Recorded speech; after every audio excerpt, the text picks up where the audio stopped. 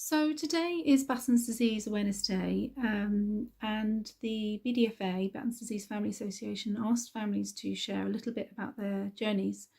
My daughter Isabel has CLN2.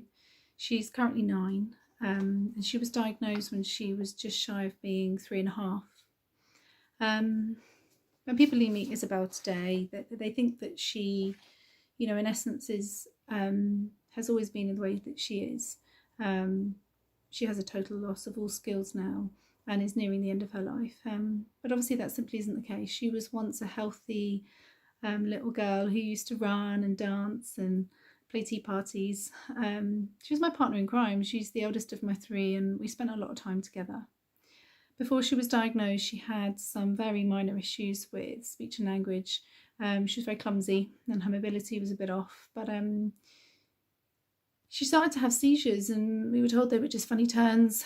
I think a lot of people thought we were just being a little bit paranoid.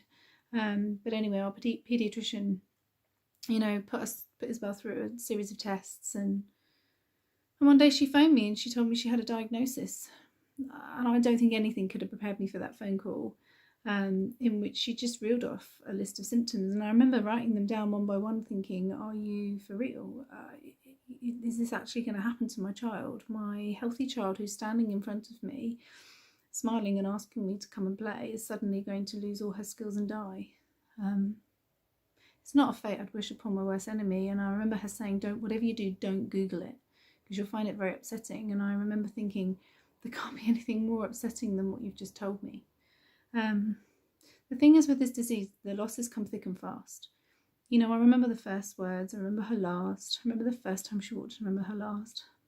And I remember by the time she was 6, when nearly all her skills were lost, I remember her becoming very, very distressed.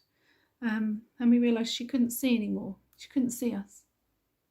And with everything else that had happened, all these losses, it was just the worst one. She was inconsolable. Couple that with dementia and not being able to eat your favourite foods, reach for your favourite toys and talk,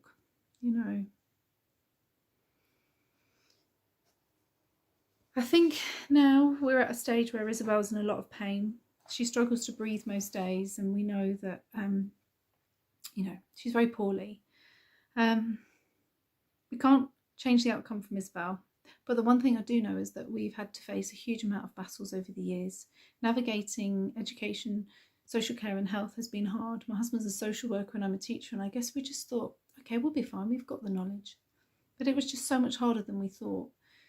I remember wheelchair services and I remember the fact that she stopped walking and nobody would just hurry up and get a wheelchair for her. And I remember just thinking, you knew this was going to happen, but where were you? Where were you at the time when we needed you to help us catch the fall?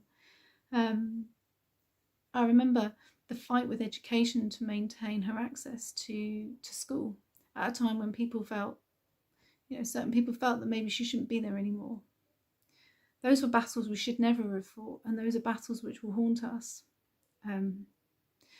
Soon, whether it be in a month, a week, a year, Isabel will die, and I just want to make sure, and I've always wanted to make sure that the quality of life that she has is the best it can be. So that's our reason for raising awareness, to help to make those around us as knowledgeable as we can so that they can support us, particularly now at the end stages of Isabel's life, to understand why we struggle sometimes emotionally, financially, and to understand this disease and the impact it will have on other families. So if you get a chance today to share this video or any videos that you see around Batten's disease, then please do, because I think it will really help us as a community to feel heard, to feel understood. Yes, it's a rare disease, but the impact is catastrophic. Thank you.